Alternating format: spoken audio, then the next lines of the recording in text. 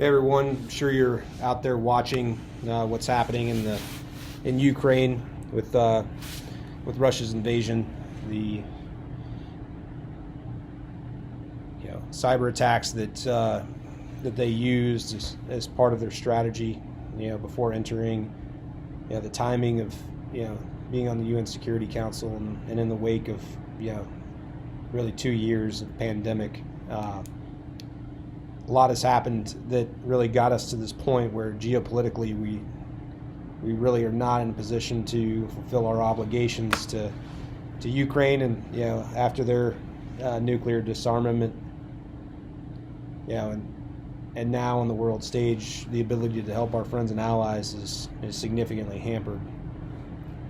I wanted to put out this message to let all of our team members, our partners, or critical infrastructure sectors have a sense that we may be at a disadvantage right now after years of ceding the position in the cyber domain, struggling to keep up, from a critical infrastructure resiliency perspective. But there's still, we're still Americans. We're still in a position that we can build the resiliency we need.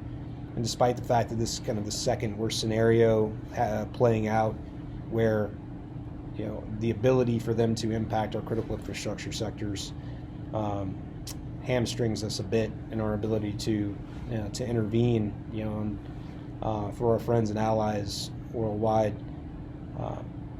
What we're doing, and for us and our partner ecosystem, our customers that are out there in the critical infrastructure sectors, is ramping up our monitoring of those indicators of compromise that we've seen.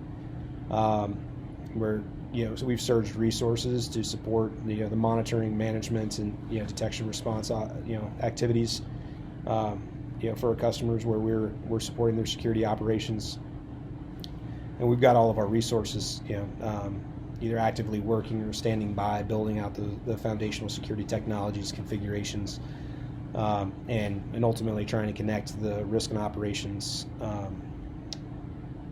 associated to this specific type of advanced persistent threat, and the tactics and techniques that they've deployed. So we're in this fight with you. We're in this fight with our customers. For those out there who really are in those sectors that might be being attacked right now, may not even be aware of it. We've got resources available to push out threat intelligence and give you the guidance on what you need to go do. Right. So to the extent that you have those security tools in place, understanding how to properly configure those is critical. Making sure you've got eyes on glass with the tuning where you can pick up those indicators of compromise associated with the known threat actors. All of that's really critical. So monitoring those indicators of compromise, shaking off your incident response plans, talking to your the members of your CSIRT, making sure they understand what they need, what's expected of them, and reaching out to your suppliers, making sure that that element of your attack surface is also aware of what's going on, is taking action, is absolutely critical. Multiple sources of threat intelligence. We are obviously available. You can reach out to us, and we are happy to help any organization across the critical infrastructure sectors navigate through this time. Right. You don't build capability after an emergency has occurred. But we can, to the extent possible, try to help you weather the storm and start building those capabilities on the other side of this. It's interesting. We've been anticipating this for a long time. It's just been one of those things that, as a military guy and a former member of special operations, you think about what would you do if you were in their position, and this is really it. Cyber is now a critical component of both the intelligence preparation of the battlefield and the operational preparation of the environment.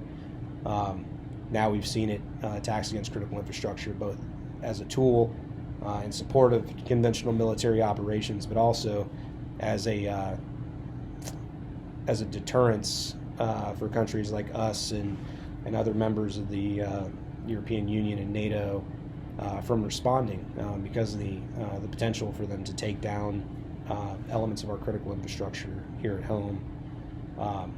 This standoff is went from cold, low intensity cyber conflict to now we're seeing conventional war spin out of it. This is, like I mentioned, the second worst scenario, right? What's happening in Ukraine? We have some level of expectation that it's being monitored very closely by the Chinese government, and could ultimately happen in Taiwan. And that type of activity destabilizes our the world order. It negatively impacts freedom and democracy and peace across the board. It also puts us in a position where on the world stage our friends and allies are being left to fend for themselves because of the potential implications on our way of life, on our critical infrastructure sectors. So we'll do everything we can. I implore all of you to take action towards cyber resiliency, make it to where we're not as soft of a target across sectors like telecom, energy, critical manufacturing, the defense industrial base, really across the board, healthcare, financial services. If you're providing a national critical function at this stage, it's not compliance that needs to be the driver. It's really a moral obligation to do everything you can to not be the slowest gazelle, right? Not be in a position where we know that the threat of them taking action in the cyber domain would likely be successful from their perspective and be detrimental to our way of life. So this is what I like to refer to as it's time to get a helmet type of scenarios. But we definitely can do what it takes to regain the competitive advantage on the world stage. We must regain that competitive advantage and deter aggressors who would seek to marry the cyber domain of warfare with the other domains of sea, air, space, and land, and do it because our way of life, our future generations are all dependent on our ability to maintain our position globally and win the day against people who would attack our way of life. So we're on the wall. We're going to be doing everything that we can for our ecosystem. And for the rest of you out there that are fighting the good fight and doing what you can, my hat's off to you. And know that if we're all in this thing together, there's no way we can't win.